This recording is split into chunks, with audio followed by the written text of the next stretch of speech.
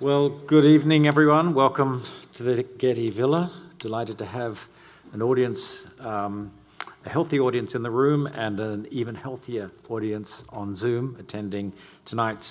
So let me then welcome and provide a little bit of background on our speaker tonight, Israel Finkelstein. He is, I would say, without exaggeration, the leading voice and foremost archaeologist of ancient Israel of his generation. And his work has in many ways been transformative for the development of archaeology as a thoroughly scientific and more dialectical process of questioning and understanding and probing the remains of the ancient past that are revealed by archaeology. He has a daunting CV. I'll skim along it fairly briefly, but I do want to give a sense of the breadth of his interest and the impact it's had. He is currently the Professor Emeritus of Archaeology at Tel Aviv University, and he is the director of the new School of Archaeology at the University of Haifa. He's a member of the Israel Academy of Sciences and Humanities and a foreign member of the French Académie des Inscriptions et Belles-Lettres, and he's a member also of the American Academy of Arts and Sciences in this country.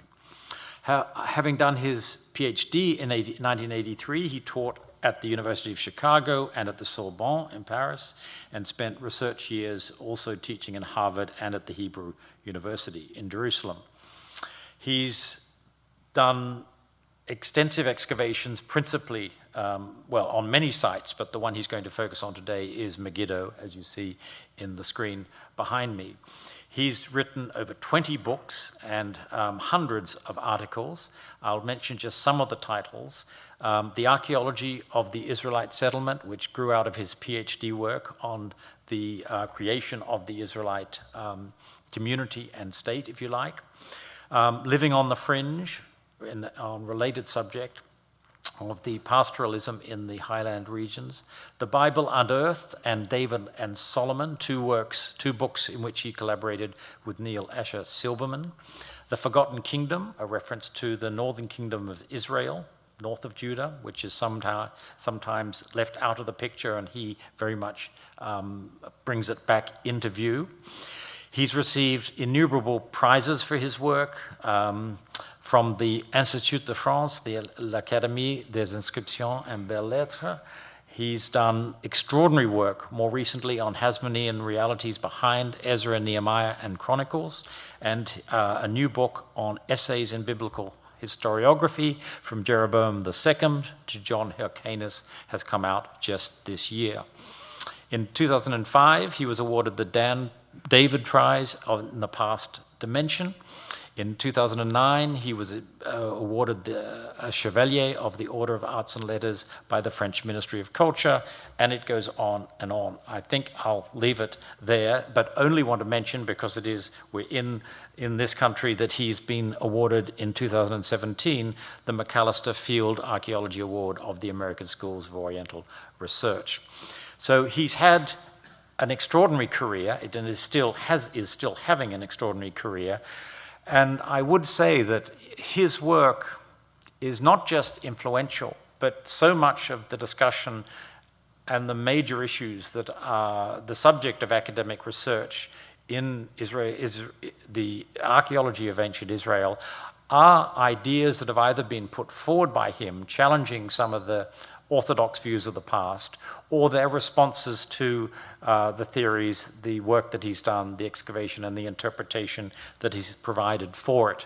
Whether it's relating to the issues of how to integrate the archaeological evidence with the textual record, obviously the Old Testament, or not to integrate them, as the case may be. Also issues of chronology. He's been very much at the forefront of a lower chronology for the early Iron Age, which has become as a matter of very active debate. And he's also brought a scientific perspective to the work in ways, I think for a few generations now, archaeologists have developed more and more a scientific approach to the excavation process itself. but he's developed it even to a further degree, particularly of microarchaeology, looking at the most minute traces of biological material, bringing DNA analysis to the bones and other material, archaeometallurgy and other things which are providing new insights into the ancient material. So no one has had a greater influence on the understanding of the Bronze and Iron Ages in ancient Israel than has Israel Finkelstein. And I'm delighted that he's with us tonight to provide for us, an overview of the archaeology and biblical history of ancient Megiddo. Here, Professor Israel.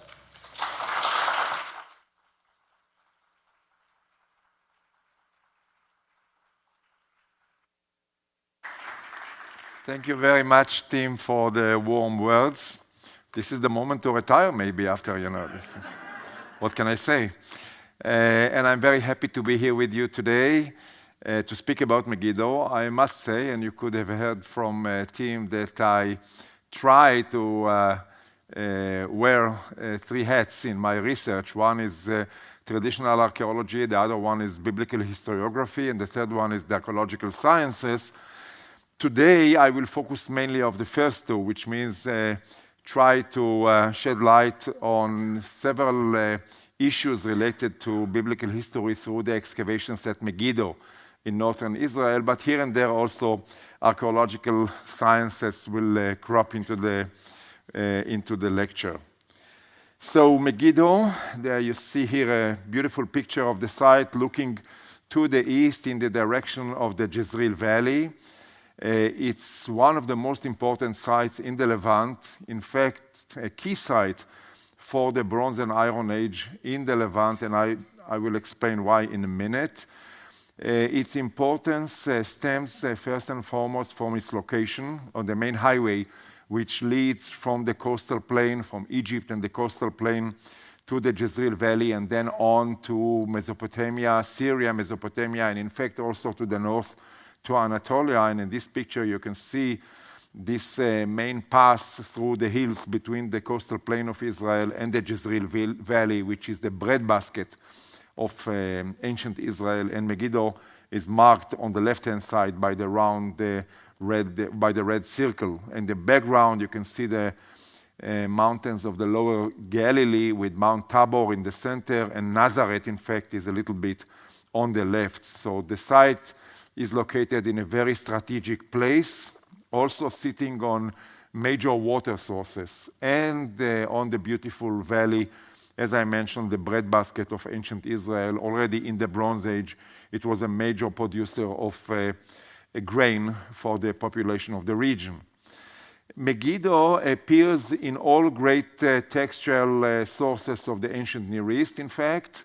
Egyptian for sure, Assyrian as well, one Hittite apparently source, and of course many times in the Bible. So this reflects its importance even beyond the borders of ancient Israel or the southern Levant. And it is related, the site, to very well-known figures of antiquity, be them the pharaohs, Thutmose III, who campaigned and fought a coalition of Syrian and South Levantine enemies at Megiddo in the 15th century BC, then Pharaoh Sheshonq I of the 22nd dynasty, and Necho of the 26th dynasty of Egypt, and of course Assyrian monarchs, first and foremost among them Tiglath-Pileser III, and biblical figures, the most important perhaps Solomon and Josiah, king of Judah. I will relate to both of them. And finally, we cannot ignore the fact that Armageddon is Megiddo, is the location, apparently, of this Armageddon of the book of Revelations. Armageddon is probably a corruption of Har Megiddo, the Mount of Megiddo. And at the end of the lecture, I will say a few words about, I will try to explain the reason or to suggest a reason for the prominence of Megiddo also in this myth of later times. So Let me start by saying that, for all these reasons, Megiddo became an iconic site.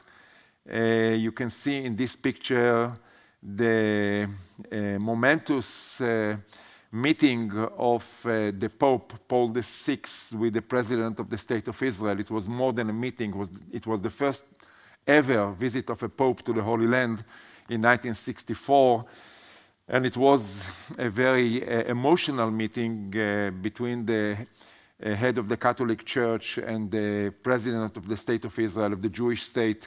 And they contemplated with the question of where to have this meeting in 1964 in December. And Jerusalem was out of the question because of politics. Finally, they targeted Megiddo as the place, Megiddo Armageddon, as the place of the meeting. And here you see, this very well-known event about 60 years ago. And for all these reasons, including, recent history, Megiddo was listed as a World Heritage Site by UNESCO a few years ago. So it's a World Heritage Site, and rightly so. Now, the place was excavated by 4 expeditions during the years. The first one was a German expedition, you can see here on the left-hand side top, operated at Megiddo in the beginning of the 20th century, between 1903 and 1905, which means 120 years ago. The excavator was Gottlieb Schumacher, who was an architect and an engineer, and a very good archaeologist, in fact, when we consider that he was there in the early years of archaeology. Then the University of Chicago, on the left-hand side bottom, they excavated at Megiddo with the funding from Rockefeller in between 1925 and 1938-9. They left because of the situation right before the beginning of the war in Europe. And this was probably the biggest expedition ever to have worked in Palestine and then the State of Israel. They were there for 14 years, working around the clock, almost 24/7, and in 14 years. And they managed to expose the site in a way that is unbelievable when we look at it today. When I look at Megiddo today and I say to myself, they worked there for 14 years, I suppose that considering the modern methods of archaeology, it would have taken me about 1,000 years to reach the same exposure. And it's not, don't make no mistake, it's not a criticism at all, because they worked in the best method of the time, and they gave us these monuments that we can re-explore today in modern ways. Then Yigael Yadin of the Hebrew University, a very prominent archaeologist, Israeli archaeologist. He was one of the founders, in a way, of Israeli archaeology in the 50s and 60s and 70s. And here you can see him at Megiddo with another prominent figure in Israeli archaeology, Benjamin Mazar, picture taken in the late 60s. And finally, our own excavations. I started there in the beginning of the 90s, so 28 years ago, and I work at Megiddo every second year, because during the years at Megiddo I do also other work, field work, and not only field work, as you heard from Tim, also archaeological sciences projects and so on. So I I do not let myself indulge in excavating at Megiddo every year. So every second year is enough, I think. What you see here is also, as I mentioned to some of you before when we prepared the presentation for this evening, what you see here is also a challenge, I think, for an institution like the Getty. You can see the big sectional trench at Megiddo, excavated by the University of Chicago, all the way down to bedrock. There is no place like this anywhere in the Middle East that I know of, with such a trench that exposes, in fact, the entire history of the site, starting in Neolithic times, pre-pottery Neolithic times, and continuing until the Persian period in the 5th or 4th centuries BC. So this is the scope of activity at the site. And especially, of course, the bronze, from the early bronze, the Bronze Age and the Iron Ages are the prominent ones, the prominent periods.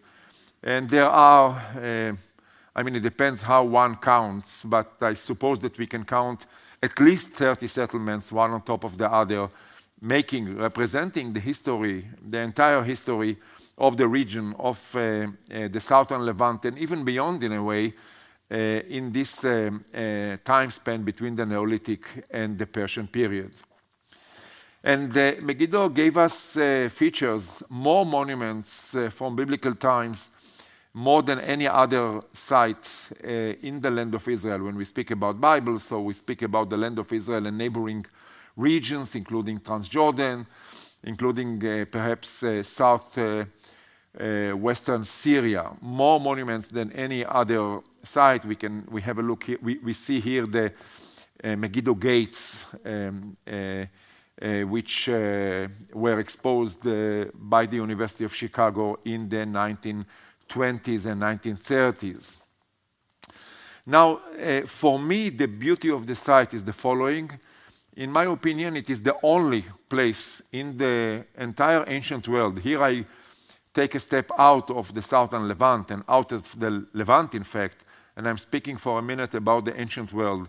It is the only place in the ancient world where we have the full sequence of the Bronze and Iron Ages exposed, which means that I'm not speaking about a mound in Syria, for instance, or in southern Turkey, in other places where we can go and assume, according to survey material, that the whole sequence exists. But here it is exposed. It has been exposed in the many years of excavations since the beginning of the 20th century. And not only that, here, this is a picture which gives you some sort of a notion about the layers at Megiddo. Here we are in the late Bronze, basically, and the beginning of the Iron Age. But for instance, in 1922, we excavated Middle Bronze remains with a large number of layers, and as I will show you immediately, all of them radiocarbon dated. So yes, radiocarbon is very important. From the very beginning of my excavations at Megiddo, I had a plan, a program. Why am I here? What do I want to achieve at Megiddo? Because so many people worked there before me. So the idea was to come back to Megiddo and to first of all recheck the entire stratigraphy of the site and recheck the entire ceramic typology of the site, and then recheck the chronology. In the beginning, when I started in the 90s, radiocarbon was not that popular for the Iron Age, but since I would say in the last 22 years or so, 23 years, we turned to radiocarbon in order to date the layers instead of assumptions which stem from one's understanding of a given biblical verse here and there. And here we are on safer ground now, because when we come to biblical verses, we never know what exactly is the ideology or theology of the authors, when exactly the verse was written, whether it is real time or in later centuries, and there is always a question mark. Whereas radiocarbon is innocent of all this, so to speak. And Megiddo is the most, so to speak, the best radiocarbon dated site today, in my opinion, in the ancient world, may I say so. So not only full coverage, full exposure, better said, of the Bronze and Iron Age, but also Bronze and Iron Ages, but also full radiocarbon sequence with hundreds of samples taken so far. And in fact, this year, in 2022, we managed finally to achieve the goal that we set for ourselves many years ago, to fully radiocarbon date the entire sequence. So we really closed the gap that we still had for the Middle Bronze and the Intermediate Bronze Age. So now we have from the early Bronze 1, which means from the late 4th millennium BC, a little bit before 3000 BC, all the way down from there to the 8th century, or beginning of the 8th century, because after the beginning of the 8th century, for many reasons, I'm not going to get into this now, radiocarbon is not possible. But we do have the entire sequence of radiocarbon dating, and here you can see my colleague Steve Weiner from the Weizmann Institute. I had the project with him, with the Weizmann Institute, which was funded by the European Research Council, which had a component of chronology about 15 years ago. And this picture was taken a few years ago. So radiocarbon is very important. Now, let me turn to the topic, to the main thing that I want to share with you today, and this is how Megiddo really sheds light on several issues which are related to biblical history, and maybe it's really better to say biblical historiography, because there is some sort of a difference between speaking about history or speaking about historiography. And when we speak about the Bible, we, in my opinion, speak mainly about historiography. I'm going from here to Denver next week to attend a session on biblical historiography in the conference of the Society for Biblical Literature. And I think there we will be speaking quite a lot about this very delicate difference between the two. So biblical historiography, which means to try to understand the background of the text and what the text can tell us and what not. So let me give you, I'm giving you this evening an overview of the subject, and let me start with a few words about the decline of late bronze Canaan and late bronze Megiddo between 1200 and 1100 BC, which means in the 12th century BC. Megiddo was a prospering late bronze center in the late bronze age. It is mentioned in the Amarna tablets as one of the city-states of Canaan. A petty king was there. Biridia was his name. And we have letters of Biridia from Megiddo. And the remains that you see here, most of them come, in fact, the beautiful picture, black and white, from the excavations of the University of Chicago. The palace at Megiddo, which was in a fantastic state of preservation, is no more today because they removed it in order to continue excavating. And here too, I'm saying this with no criticism because this was the way of archaeology at the time. Today we do not just remove monuments like this.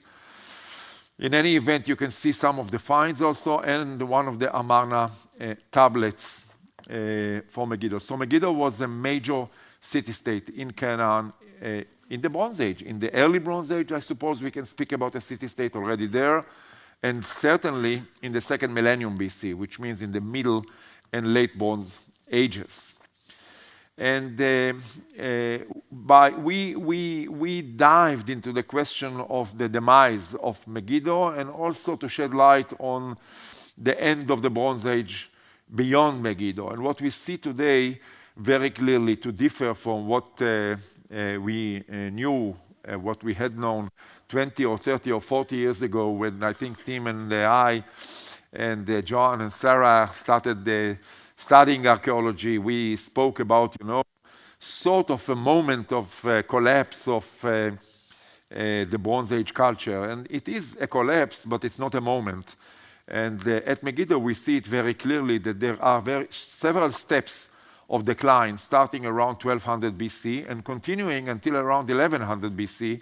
And here I'm speaking radiocarbon dates. So combination of a very strong control over stratigraphy and very strong analysis of the ceramic typology, which means relative chronology, and then radiocarbon dating. We know today that there are several phases of decline at Megiddo, and that the final blow came only maybe slightly after the Egyptians pulled out from Canaan, because Canaan until, let's say, 1130 or so, until the time of the 20th, into the 20th dynasty of Egypt, was an Egyptian province of Canaan under direct Egyptian rule. And at a certain moment, the Egyptians pulled out from Canaan, from Megiddo. And here we have evidence, this nice piece that was found by the University of Chicago on the right-hand side is from the days of Ramesses VI, which means around 1130 BC. And it seems to me that Megiddo survived slightly later, maybe 30, 40 years later. Now, the main question, and here we get closer to biblical historiography and biblical history, if you wish, is what happened next? And this was a major question that was posed by archaeologists, historians, and biblical researchers during the years. What happened next? Was Megiddo taken by, can Megiddo be seen as quote-unquote Israelite in the 11th century BC? Was it controlled by the sea people, perhaps by one of the powers of Philistia? Or possibly there was some sort of revival of Canaanite culture. And here we come for the period between 1150 and 950 BC, which means we are speaking now about a century. Or if you wish, between 1100, there was a very slow recovery of the city, and then until 950 BC, so a century or a century and a half, I think that we can safely speak about revival of Canaanite culture. What do you mean Canaanite culture? I mean second millennium BC material culture continues into the beginning, very beginning of the 10th century BC. And we see this, in fact, in every aspect of material culture. Here I bring two of them. First of all, architecture. There is continuity of architecture typical of the Bronze Age with these courtyard houses. We know them in the second millennium, almost throughout the second millennium, and they continue beyond the year 1000 into the 10th century. And also the pottery repertoire that you see an example on the right-hand side. If you, I mean, it's take even a prominent scholar knowing well the pottery tradition of the Southern Levant, it's not always easy to make a distinction here between the very late Bronze Age, let's say the late 12th century BC, and what comes next. Here we have an assemblage from the destruction of Megiddo in the middle of the, perhaps even before the middle, the beginning, the first half of the 10th century BC, which means about a century after the collapse of late Bronze Canaan, and the repertoire looks quite similar to what we know from the period before. And this holds true, this is true also for the cult aspect of the site. First of all, this wonderful building, which had been exposed also by the University of Chicago in the 30s. This is the Migdal Temple, a very well-known monument at Megiddo. There are several other monuments like this, including one that Tim was excavating in Transjordan more than several years ago, I suppose we can say today. In any event, so this structure at Megiddo, which comes from the Middle Bronze Age, it was erected apparently in the Middle Bronze and survived for many centuries and went through several changes and reconstructions until definitely the late Bronze Age and then even beyond. And we know today that it continued into the beginning of the 10th century BC, and also the objects, one of them I'm bringing here, this figurine from Megiddo was found here in the destruction of the city in the beginning of the 10th century, and it is typical of the second millennium material culture. Not only material culture, we can say the same, and there are other aspects which I did not show here, of flint industry, of jewelry, of metallurgy. We have a major project in metallurgy at Megiddo. They all point to in the same direction. But not only material culture, also the distribution, the disposition of city-states is the same, which means that after the collapse of Canaan, of late Bronze Canaan, in the late 12th century or 1100 BC, we have some sort of revival of city-states, and the city-states are the same as before. You can see them here, Megiddo and Gat and Rehob, and another one in the valley, in the coast near Akko, on the northern coast of Israel. They are the same. They are the same centers that had been there before in the Bronze Age. Now, the big question is the end of this phase. This phase came to an end in a brutal devastation. In fact, this is the #1 destruction in the history of Megiddo. We can count several destruction layers in the late Bronze and Iron Ages. There is one, as I mentioned before, around 1100 BC. Then there is another one, this one, in the beginning of the 10th century. Then there is another destruction in the late 9th century, possibly related to conquest of Damascus in the territory of the northern kingdom of Israel. We'll get to it later. And then there is the final destruction by the Assyrians in 732 by Tiglath-Pileser during the campaign of Tiglath-Pileser III, when he took over these territories from the hands of the northern kingdom. But this one is really the #1 destruction, a complete devastation of the city, complete devastation that we identify in every place that we excavate, very dramatic. You can see on the left-hand side top, accumulation of more than 1 meter of destruction material, vessels, burnt bricks, and so on. And the question is exactly when this happened and what was the force or the group of people who brought Canaanite Megiddo or second millennium Megiddo to an end.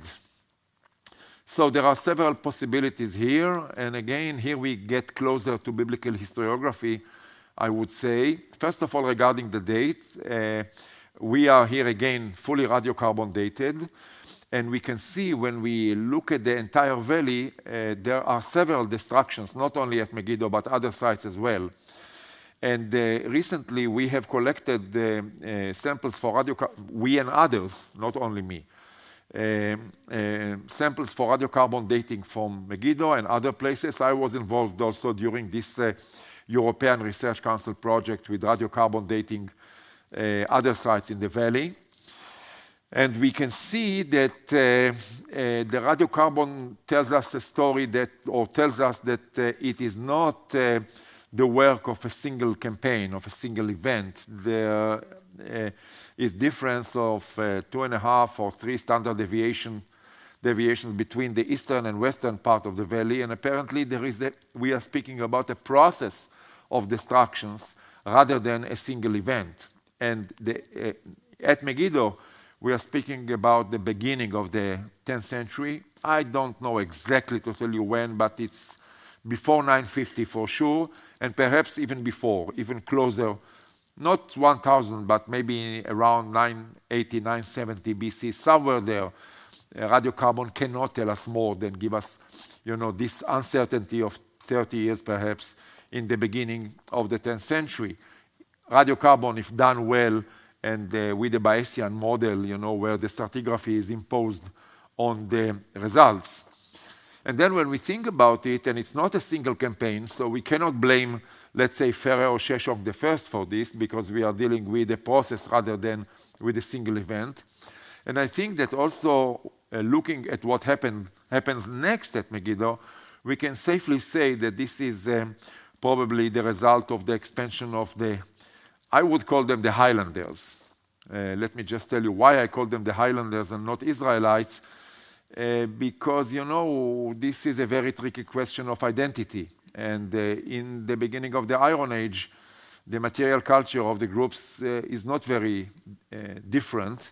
And thereby, I prefer to speak about Highlanders and Lowlanders than to stick to them, give them an identity. It's easier to give an identity with when the northern kingdom of Israel rises, and when we have documentation, also extra-biblical documentation, on the northern kingdom, on Israel, which means starting in the late 10th century. So the phase after, we can already speak about Israelites.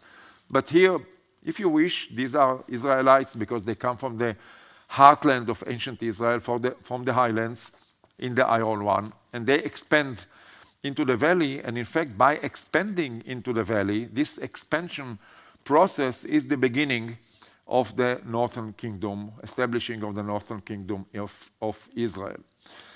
And indeed, it is really interesting to look at the next phase, what happens next at Megiddo. So next, after this devastation, we have a big change after the destruction, a big change in material culture, in every aspect of material culture, in architecture, in the pottery repertoire.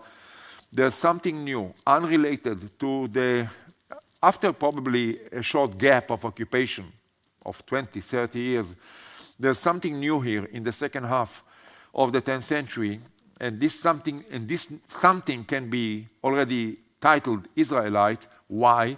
For the simple reason that this continues into the 9th century and into the 8th century without a break into the period already here of the northern kingdom of ancient Israel. So a complete change in material culture, in all aspects of material culture.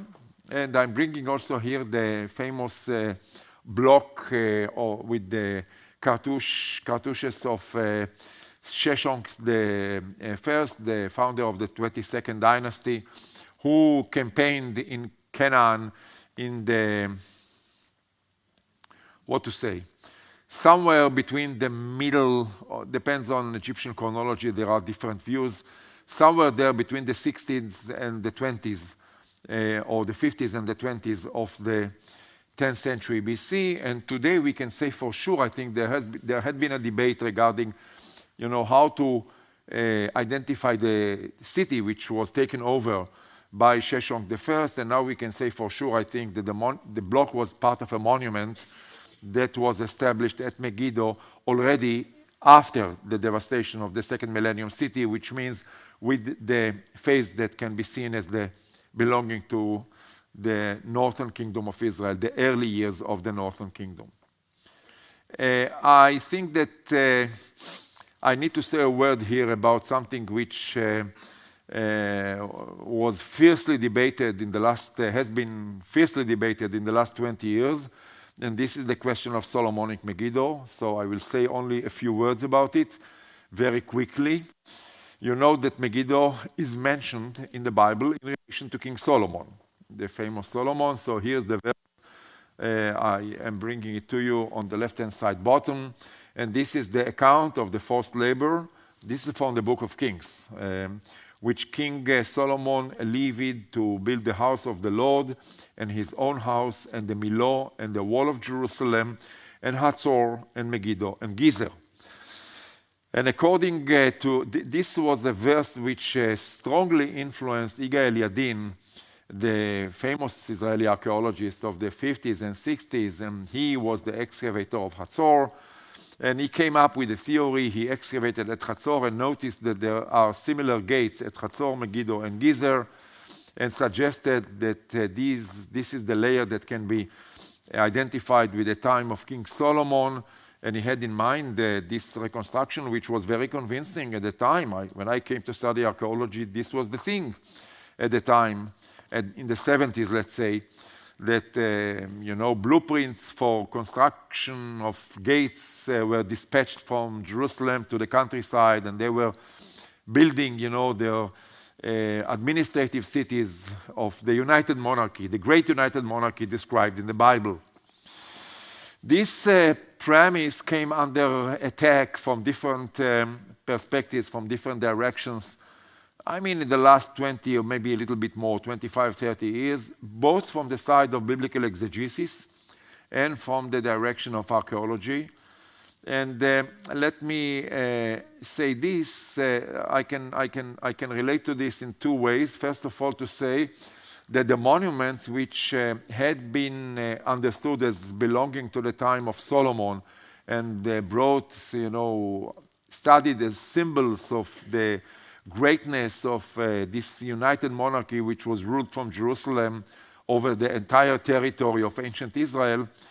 So these monuments, in fact, belong to the 9th century, not to the 10th century. And this was something that I suggested in the 90s because of certain issues related to material culture. But then when we started with radiocarbon, I think that now we can prove it without any hesitation, that the monuments, I'll speak about them in a second, they belong to the 9th century and not the 10th. And also from the point of view of biblical scholarship, biblical researchers started asking questions regarding the date of composition of the texts and the reality behind the text. And I certainly belong to the group of scholars, of researchers who think that these verses, that first of all, there is no writing of history in the 10th century BC in ancient Israel.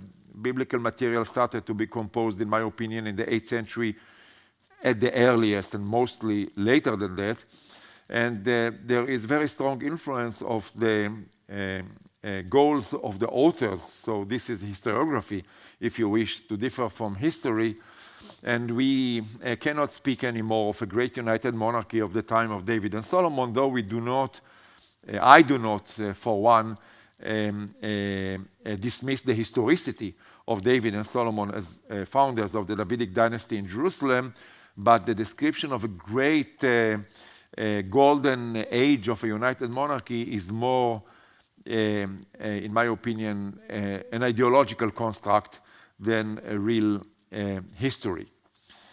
Having said that, let's take a look, first of all, observations on Israel, the northern kingdom, in the days of the Omri Dynasty, because the Omrites, this is the first big dynasty of the northern kingdom, which is attested also not only in the Bible, and in the Bible by, I think, early writing in the north, in the Bible, texts that came into the Bible to Jerusalem from the north, but also by extra-biblical texts, and they are extremely important. They were a major power. I mean, we can call them some sort of a mini empire, not an empire in the sense of, Egypt or Mesopotamian empires or the Hittites, but in the sense of the Levant, the two main powers in the Levant, which competed in the Iron Age for the hegemony over the region, were the northern kingdom of Israel and Damascus.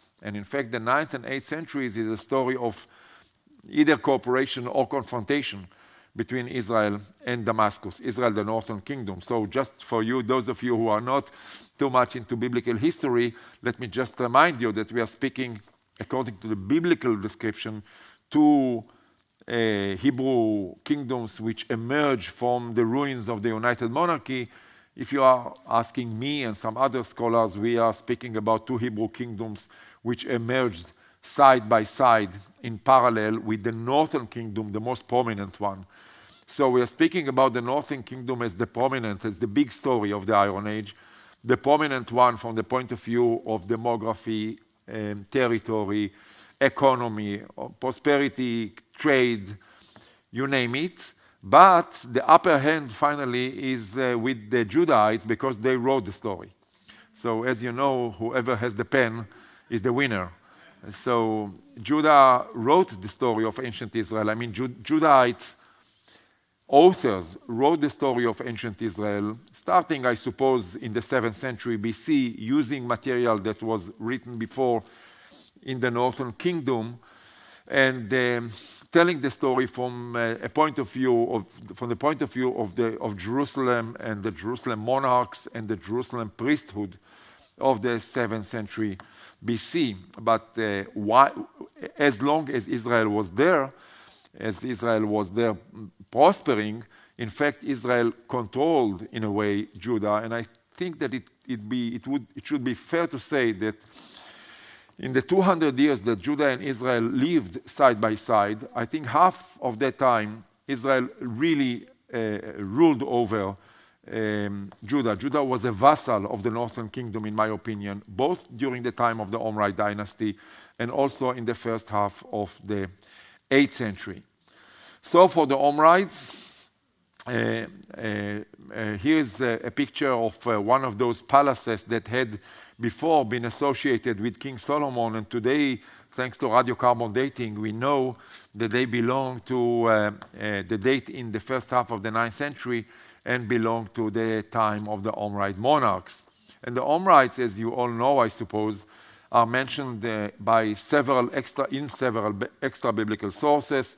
We see here three monuments. On the left-hand side, the Mesha stele for Moab in Transjordan, referring to the dynasty, especially to King Omri. who was the father of King Ahab, the most well-known of them. And then the Assyrian monument by Shalmaneser III, describing the Battle of Karkar in 853 BC, and he relates there to Ahab the Israelite. This is the first time that we have the name Israel, except for the 13th century reference in the Merneptah stele. So after a long time, 350 years, the name Israel appears again in an extra biblical text. Ahab the Israelite is the strongest monarch, the strongest army, military power in the coalition in the Battle of Karkar against Assyria in 853. And then on the right-hand side, we have an inscription from Tel Dan in Israel, which was established there in the north by Hazael, king of Damascus, after the decline of the Omri Dynasty, but referring to them and to their conquest in Syria before his time. Now, this is again the palace which had been associated with King Solomon, and as I told you, we now know from radiocarbon seriation and from many radiocarbon dates, and from, radiocarbon dating is not enough to do, a certain layer. You have to do a sequence and to put it into a statistical package in a proper way in order to diminish the uncertainties in the results. So we know very well today that we are speaking here about the beginning of the 9th century in this beautiful palace. There are two of them. This is one, and there is another one which had been excavated by the University of Chicago and removed. So we cannot recheck it today. Because I'm giving this lecture at the Getty, I think that I should also say a few words about the, to be an archaeologist and work at a site like this, which is very prominent in tourism. It's a national park, accepting a very large number of visitors every year. And we always have to be, hands on deck regarding restoration, yes or no, what to let and what not to let the Parks Authority do. And sometimes we work in cooperation, sometimes we have different opinions about what needs or can be done and what not. But basically, the site, the work that they do at the site is good work, and supervised by good architects and good engineers, and studying, the archaeology of the site properly. So here is a very delicate reconstruction of this palace of the 9th century. There was a big debate how far we can go up, and we, the archaeologists, really were against, too much of a Disneyland over there. And we kept, the restoration very modest, and then, of course, explanations in science. And here we see another monument which had been associated before with King Solomon. This is the famous Megiddo Gate on the left-hand side top from the excavations of the University of Chicago in the 30s. And first of all, it has recently been reconstructed. I mean, the missing part. The University of Chicago removed half of the monument, and tourists came there and did not understand what was going on. It was very difficult to explain because, I mean, you are standing with tourists and telling them that this is a gate, and there is no gate. So the Parks Authority did a good job, I think, in recent years, investing in this and reconstructing the missing part exactly to the centimeters according to the plans of the University of Chicago, and using also similar material. And we carried out excavations there, as you can see on the right-hand side top, before the work in order to get a better sense of the stratigraphy and the history of the gates. And there too, we could, I think, show very clearly that the gate is not from the 10th century, but was established in the 9th century and continued to be used later. And there are also several gates later on top of it. There are other things that we can study at Megiddo regarding the Northern Kingdom. One of them is about cult practices. And this is very meaningful. There are, as you can see here, several areas that we excavate in the the southeastern sector of the mound. And we can speak about the following. as you remember, I showed you a picture of the Tower Temple of Megiddo, which survived until the beginning of the 10th century. And then after the destruction of this city, and there is this revival under probably the northern kings of ancient Israel in the 50 years before the Omrites. There are already kings also mentioned in the Bible, and there is a reason to accept their historicity in any event in the first 50 years. And here again we have a major monument as a temple, which means the idea of a city with a major temple continues into the very early years of the Northern Kingdom, which means into the second half of the 10th century BC. And this building is radiocarbon dated around 900 BC, give or take 10, 15 years. So this is the sort of uncertainty that we can speak about. But there is an interesting phenomenon, an interesting process going on after this period, which means during the time of the Omri Dynasty, there is a big change at Megiddo. No more central temple, but now we have a cult room in the administrative building of the site, which means that the dynasty puts its hand on the cult. Cult is power. A religious center is power from the point of view of economy and so on. And they concentrate, there's no more major temple at Megiddo, but the cult activity takes place in the 9th century and also in the beginning of the 8th century in the administrative building, so under the eyes and under the hands of the central authority of the kingdom at Samaria, the capital of the Northern Kingdom. Then there are interesting things to say, and I will try to speed up a little bit in order to be on time. So there are very interesting things to say about writing in the Northern Kingdom, especially not too much evidence, but still interesting. Here we have 2 letters only from an inscription in Proto-Canaanite. And this inscription comes from the beginning of the 9th century, so it indicates that Proto-Canaanite, the very early alphabetic writing, continues later than thought before, which means in the 9th century at Megiddo, and I think also in other places. On the other hand, there are not very many inscriptions from the territory of the Northern Kingdom in the 9th century, and this is still a major question mark in the history of the Northern Kingdom. How is it that during the time of a very strong dynasty, a mini empire such as the one ruled by the Omrites, we don't have enough evidence for writing? And I will keep this with a question mark. I don't have enough time to go into this. Finally, 2 more chapters in the history of Megiddo in 5 or 6 minutes before I close. A few observations on the 8th century. 8th century, there is a tremendous prosperity at the site. I think that the first half of the 8th century is the point of the peak period of prosperity in the Northern Kingdom, probably mainly under the rule of a very strong monarch who is not very well known today, and also diminished in the Bible because of ideology that comes from Jerusalem and the Jerusalem priesthood and so on in later years. His name was Jeroboam, so we call him Jeroboam II, and he was the greatest, I think, monarch of the Northern Kingdom. We have evidence for this from here and from my own excavations at Kiryat Yearim, not so far from Jerusalem. We have here a volunteer from the dig at Kiryat Yearim, which I carried out a few years ago. In any event, here you have a picture of the stables of Megiddo, the horse industry of Megiddo.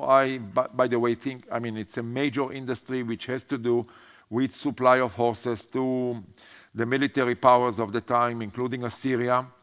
And I think that many of the verses mentioning the stables and stalls and chariots of King Solomon, in fact, come from the reality of the beginning of the 8th century, which means about 2 centuries after the time of Solomon, which means history that they still remembered in Judah in the 8th century and telescoped it into the time of King Solomon. And this is the reality here that we see, the city of the stables. One of them was excavated by us, and we know today, I mean, first of all, I have to say that there was a big question whether these are stables at all. Some authorities suggested that we are dealing with storehouses, and there were other solutions. And we know today for different aspects, this time, unfortunately, not from the sciences. We failed in our attempts to show this from the point of view of the sciences, from the sediments in the stables, but we have other lines of evidence to argue that we are dealing here with indeed stables of the first half of the 8th century. And again, homage to the Getty. Here is a restoration of, I think, a nice restoration and a very accurate one by a very talented architect of one of the stables. So this city has also a beautiful water system. We did not add any information on this because this was excavated by the University of Chicago, and I'm showing it to you only to demonstrate the power of the Northern Kingdom. Another theme which is interesting, and again, I don't have enough time maybe to elaborate on it, is all sorts of ideas that have to do with foodways and biblical taboos. You know that, and here you have, we conducted a very massive program. We are still conducting a very massive program of archaeology, of looking at the bones, at the animal bones at Megiddo. And we see interesting features in the animal bones, including the fact that there are high percentages of pigs in the layers of representing the Northern Kingdom of Israel, unlike Judah. Judah of the time, and you can see the differences in the map here, Judah of the time does not, in the late 8th century, maybe 30, 40 years after Israel, but Judah of the late 8th century does not have pigs in the layers at Lachish and other places. And we raised the possibility that perhaps the taboo on pigs does not come from an ancient memory of we and they vis-a-vis, ancient Israel and Philistia, because this is very complicated, but more so from the differences between Israel and Judah in the 8th century BC. Finally, let me say, do I have two or 3 minutes to wrap it up? Thank you. So finally, let me say just a few words about the final act here. I promised you in the beginning to say several words about the whole thing of Armageddon of the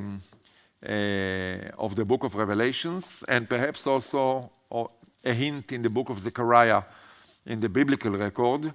So this is the city after the Assyrian conquest. Megiddo became a capital of an Assyrian province, and it was called Megiddo, the province. And there are 2 palaces that had been excavated by the University of Chicago, and we re-excavated them in order to extract more information, and we continue to do so.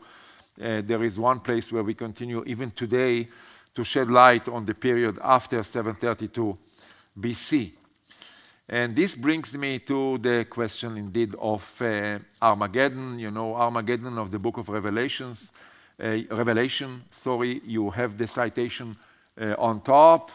And then there is a clue also for the same tradition, I think, in the book of Zechariah, and I'm bringing it to you below in a part of the book of Zechariah that biblical scholars usually date to the 5th century BC.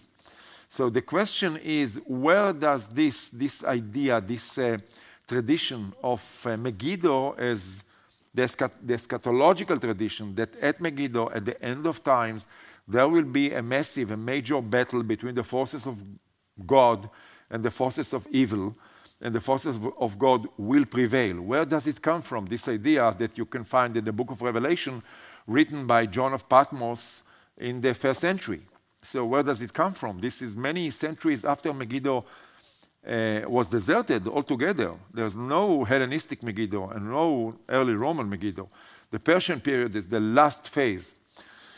So there is one explanation according to which the whole thing comes from the memory of the place as a location of terrible battles in the past that decided the fate of the ancient world, such as Thutmose III in the 15th century, sorry. I find it difficult to assume that memory of the 15th century was preserved, in the valley, until the 1st century. So, in my opinion, this is not a viable explanation. It is a possibility, but not a viable explanation. A much better one is that there was this memory of the killing of King Josiah of Judah at Megiddo by Pharaoh Necho of Egypt in 609 BC. Now, there are two stories on this in the Bible, one in the book of Kings and one in Chronicles, telling different stories. Chronicles elaborates and speaks about a battle. But we know that Judah was not capable to fight, a big Egyptian army of the 26th dynasty. The book of Kings simply speaks about Josiah being called to come to Megiddo to approach the Pharaoh, and he executed Josiah there. And Josiah is described in the Bible as the most righteous king of the lineage of David. He is the ultimate king. If you read very carefully your Bible, you'll see that he is described in words that David is not described, that not even other kings, righteous kings like Hezekiah of the late 8th century. They compare him to Moses. He's the only king who is being compared to Moses in the Hebrew Bible. And he was executed at Megiddo in 609. And I think that this execution of Josiah was in the memory of the people of the region. And this is why we already have it in the book of Zechariah about a century later, or maybe less than a century later, and then into Jewish apocrypha of the Hellenistic period, and from there to, this eschatology idea and messianic idea that at the end of times there will be this battle and another righteous David will emerge after the winning of the forces of God, the victory of the forces of God, from this battle at the same place where the last righteous David died in 609 BC. Now, all this is a nice story, and the question is whether I, as an archaeologist, can put my hand on it.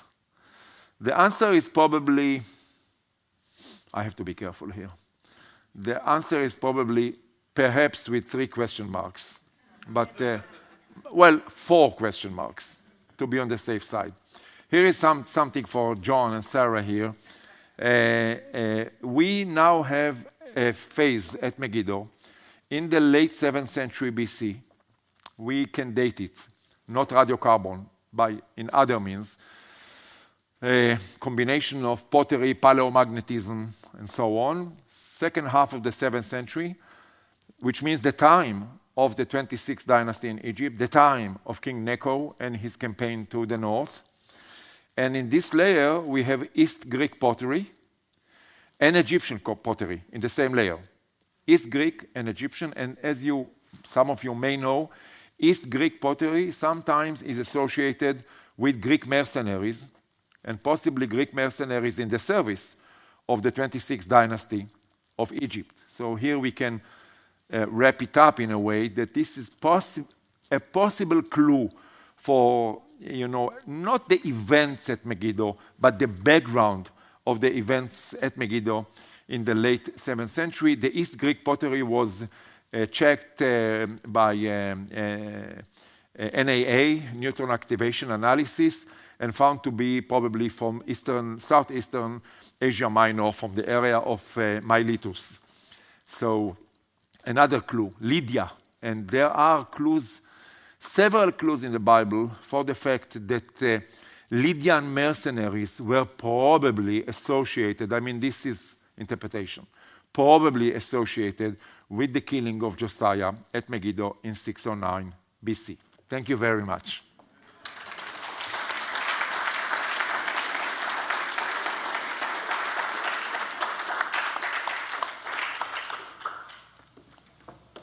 Thank you for that wonderful overview of not just the site of Megiddo, but it is a central reference point for so many of the big issues in late Bronze and Iron Age archaeology in Israel. So it does bring all of those things into play. We do have time for some questions. Any hands up?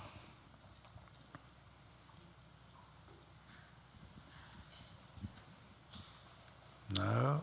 How about online? Do we have some questions from Zoom, shall we? We do. We have some questions. One is the process of reestablishing cities like Megiddo after a destruction, and whether you have a sense of what kind of people return first and who follow.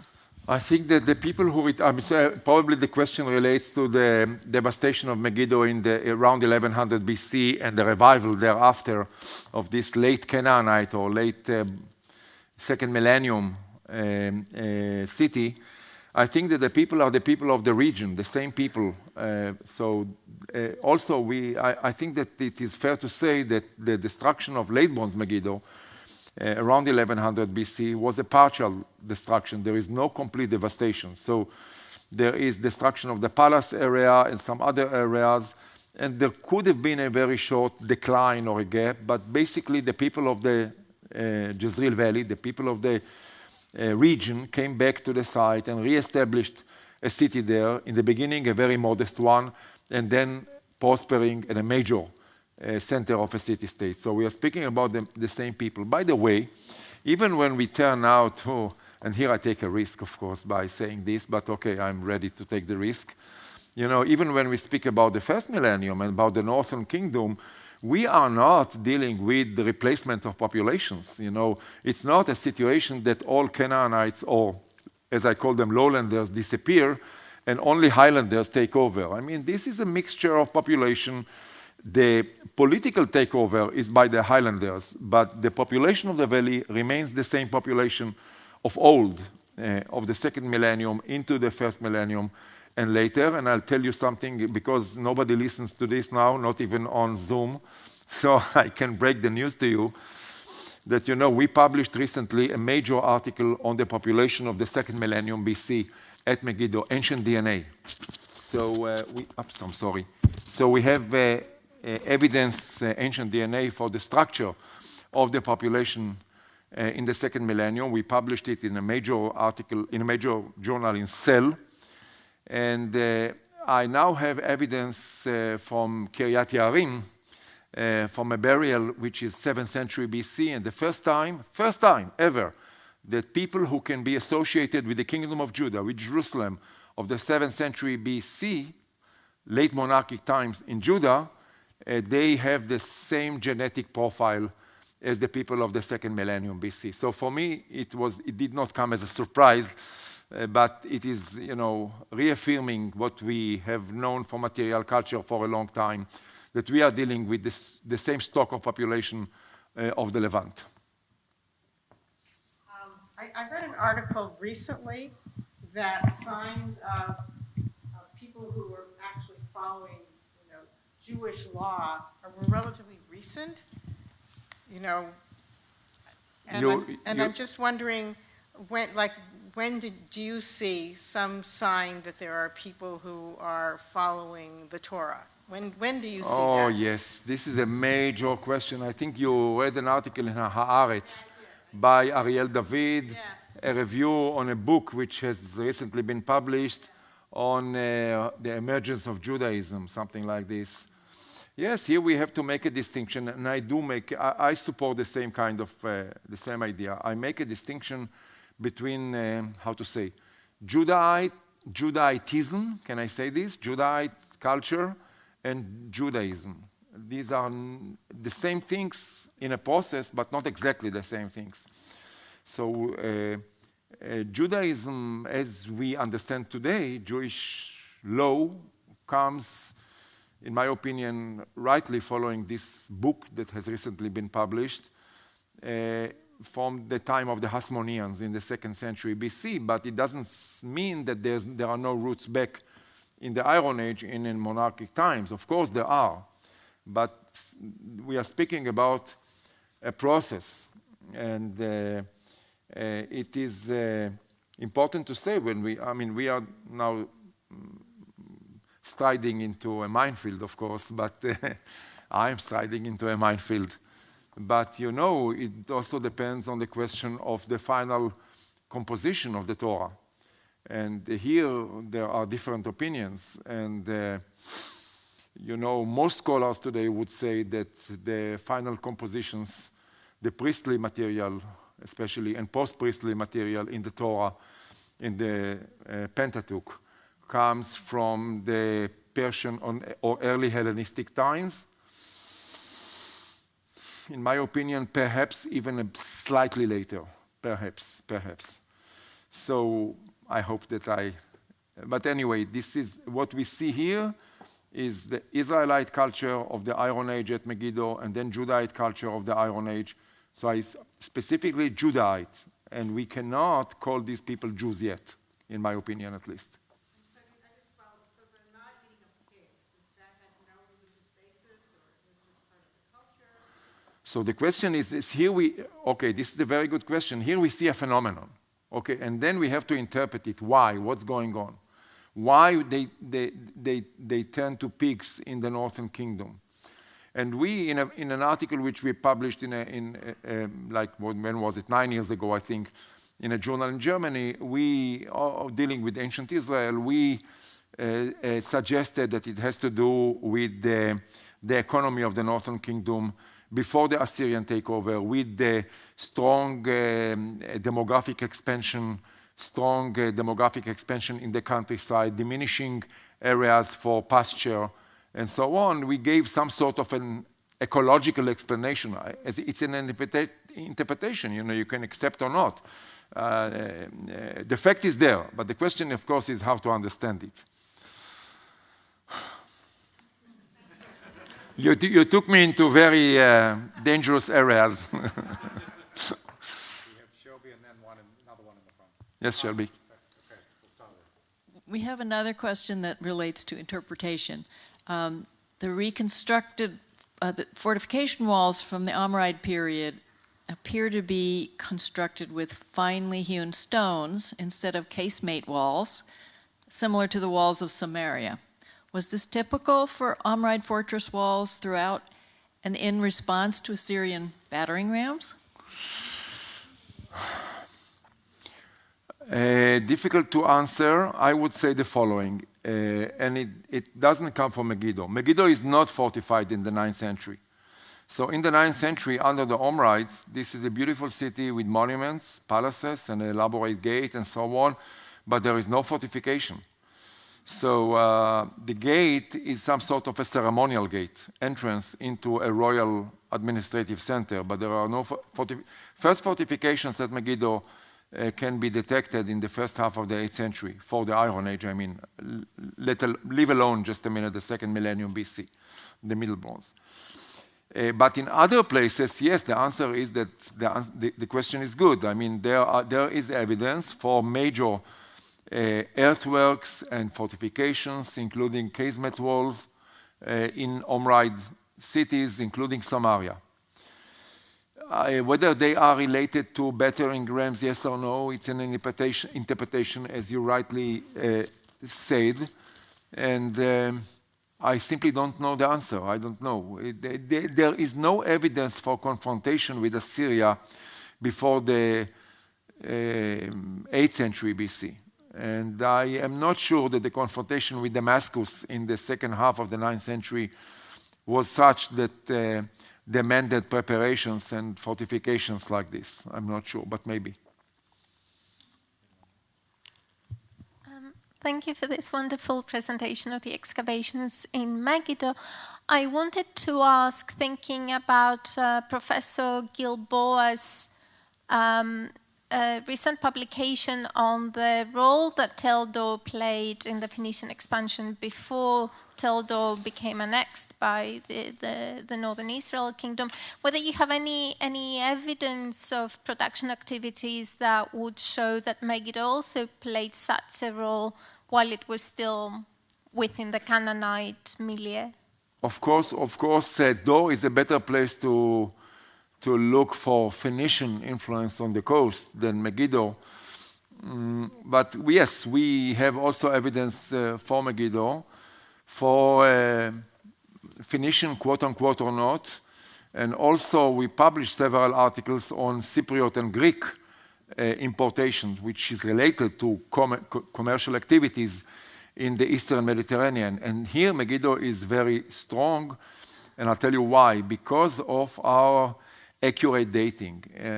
I recently became a little bit blunt about it, and I have to be careful when I speak to my fellow archaeologists. Maybe they don't like it so much.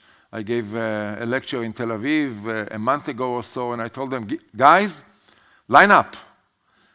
Line up simply. Why? Because this is a site which is fully radiocarbon dated. And this should be the skeleton for what we know about, questions like this. Some of the questions come from the sciences, such as we are now for instance, giving the skeleton or the compass, if you wish, for paleomagnetism research in the entire region, not only in Israel, also beyond Syria and so on. And we can really give the minute processes that took place in a given period, such as the one I showed you on the late Bronze Age, but also the Iron Age. So for instance, the beginning of re-importation of Cypriot material, for instance, the famous black on red to the Levant, we can give it a date today, precisely, I suppose, at Megiddo, and this is a major contribution. And Megiddo plays also a role in understanding or shedding light on chronology of Greece, Iron Age Greece. I was involved, John, he's here, knows better than me all this. I was involved a little bit with attempts to bridge between the Aegean basin and the Levant in the Iron Age. Also taking samples for radiocarbon dating from several sites in Greece, including Lefkandi and other sites. And Megiddo is also part of this story in a way. But again, for the Phoenician question per se, I think Dor is a better site. One at the front here. Yeah, how far back is there evidence of like when this Megiddo area I couldn't understand, sorry. How far back was Megiddo first settled or built up? Okay, so the first settlement with evidence coming only from the small finds, not architecture, is from the pre-pottery Neolithic, late pre-pottery Neolithic, which means, I suppose, 7th millennium BC into the 6th millennium. This is the very beginning. We have evidence from flint material, and then in the pottery Neolithic, also pieces of pottery. And then we have also Chalcolithic at Megiddo. But the major first phase, which I did not show to you, and it's really important and fascinating, is in the very beginning of the early bronze, which means the late 4th millennium. We have at Megiddo the most monumental single building anywhere in the region. And when I say in the region, it's beyond the borders of Israel or the Palestinian Authority or Jordan. In the entire Levant, southern Levant for sure, for this phase of the late 4th millennium, radiocarbon dated somewhere in the, let's say, two to three last centuries of the 4th millennium BC, between, let's say, 3,300 and 3,000, yes, BC.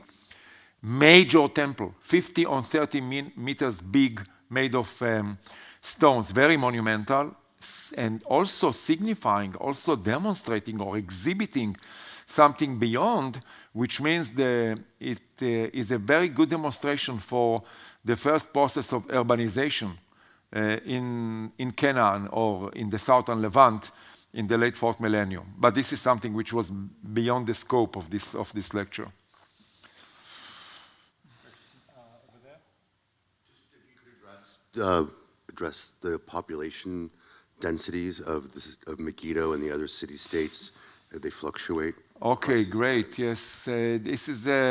I'll try, and we really contemplated with this. I think that You know, there is a big discussion of what is the number that can be taken per given piece of land, the factor of population density.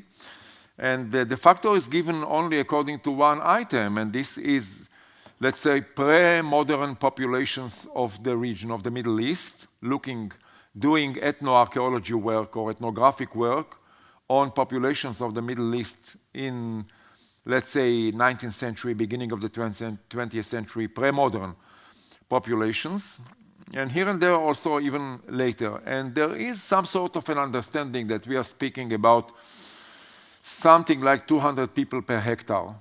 So if we calculate Megiddo as 11 hectares, something like that in the Bronze Age, maybe a little bit less in the Iron Age. So 11 hectares takes you to what, 2,000 people? Maybe a little bit less because Megiddo was a center of a city-state, and there is the palace and the temple and monumental buildings. So it's not fully occupied. Part of it is administrative, official, priests, and so on. So maybe a little bit less, in my opinion at least, than 2,000. However, we should look also at the countryside. This is important. And of course, when we started excavating at Megiddo, we started asking questions about the countryside. And in the late 90s, we carried out a survey of the eastern part of the Jezreel Valley, the countryside of Megiddo. And we have a very good notion on the density of population there, number of sites and size of sites, which can be translated. Number of sites and size can be translated to population.